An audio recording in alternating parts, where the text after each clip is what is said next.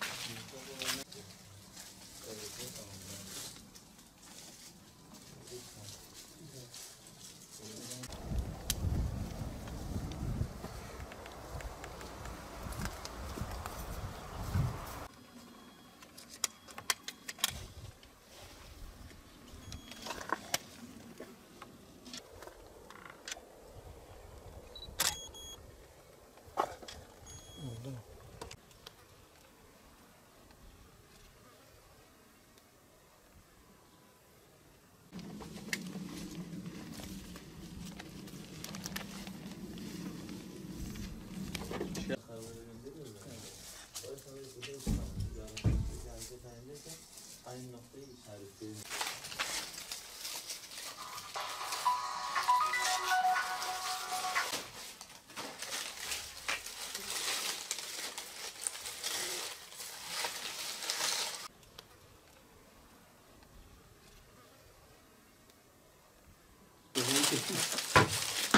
Topla geldik buradan da.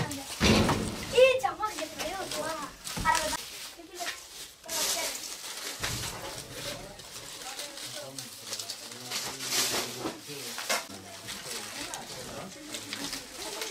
Kolay gelsin.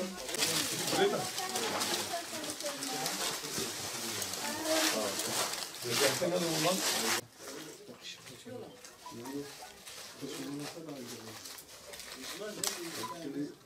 Burada biraz daha var. Örme aşamasında olanlar var da. Böceğin örme işi bu şekilde. Ya içeri girerek kendi ağını oluşturuyor, kendini içeriye kapatıyor. Ve 14-15 gün sonra da kelebekleşiyor.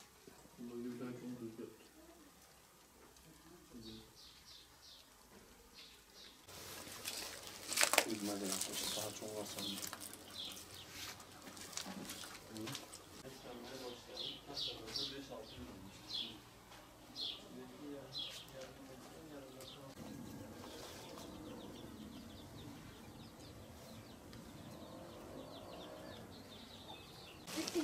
Aliman nerede? Burada ya. Azra. Sen de çık oğlum bak seni de çeksinler. Nereye? Güzel değil mi?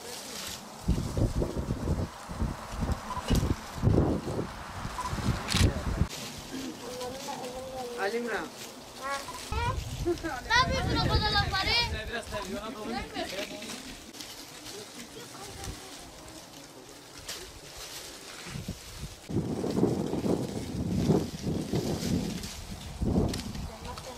2010 yılında 2 aileyle başlayan İpek böceği şu aşamada 140 aileye ulaşmıştır.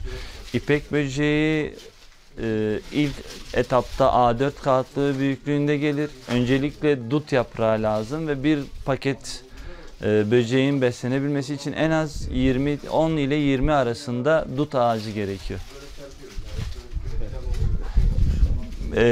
İlk aşamalarda böceğin beslenmesi için yaprağın kıyılması lazım. İlk haftalarda bu şekilde gider. Daha sonraki haftalarda böcek evresi büyütülerek, yaprak boyutu büyütülerek böceğe verilir. En son aşamada da 4 uyku 5 evre aşamamız var. 5. evre aşamamız da ipek böceğinin sarması yani koza oluşturmasıdır. Kozalar toplandıktan sonra da koza birlikçe bize gönderilen böcekleri tekrar koza birlik ve devlete geri satlıyoruz. Alım garantisi var ve bu işten ortalama bir aile 5 ile 15 bine kadar para kazanma imkanı sunuyor. Bu işi işte toplama aşamasından sonra kilosunu tartıp koza birliğe gönderiyoruz. Artık kilo başına o seneki fiyatlar veriliyor. Geçen yıl 3 tonun üzerinde bir verim vardı. Bu ülke hedefimiz de işte bir 4,5 ton 5 ton civarında ürün toplayabilmekte. Gördüğünüz gibi Bu iş için besim evleri oluşturduk. İlk besim evini 2012'de, daha sonra da ilçede bir 4-5 tane daha besim evi oluşturduk. İlk defa sonunda deneyeceğimiz bu sene çadır çiftlik, ipek böceği için çadır çiftlikleri getirdik. Hem maliyet olarak daha uygun ve üretim kapasitesi de neredeyse aynı koşulları sağlayan bir çiftlik tarzı oldu bu. Bu iş için her yıl ortalama bir 5000 dut fidanı dağıtıyoruz ilçede. Bu işin daha da geliştirebilmesi için kaymakamlığımızca ve diğer yetkililerce bizim daha fazla çiftliklere ihtiyacımız var. Öncelikle inficar evi, yani böcek canlandırma evini kurmamız lazım ilçeye. Ve bu işleri daha da aktif hale yaygınlaştırabilmemiz için kapama dut bahçelerine ihtiyacımız var. Kapama dut bahçelerini tarımdan destekleyerek, yani tarım müdürlüğü tarafından desteklenirse çok rahat aileler geliştirilebilir. Ve daha sonraki canlandırma evleri zaten kaymakamlığımızca desteklenmesi gereken şeyler bunlar. Bu sene koza yapmaya başladım. İlk sene olması hesabıyla biraz fazla bu işe girdik ama yani hakkından geldik bu işin. İşte bu sene ilk çadırı biz getirdik, biz kurduk. Ben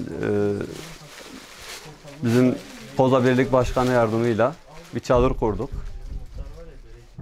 Böyle başladık işte bu işe. Bakalım devam ettireceğiz. Dut sıkıntısı çekiyoruz genelde. Yani yerle dut varlığı olduğu sürece bu iş güzel iştir. Eğer bir aile için iyi bir geçim kaynağıdır yani. Tabii dut ağacı bir de gerekli ortam bulduğu sürece her yerde yapılabilir. 3-4 ailelik, 3-4 nüfuslu bir ailelik rahatlıkla geçimini sağlayabilecek. 3-4 kişi çalışırsa güzel bir gelir elde edilebilir yani bu işten.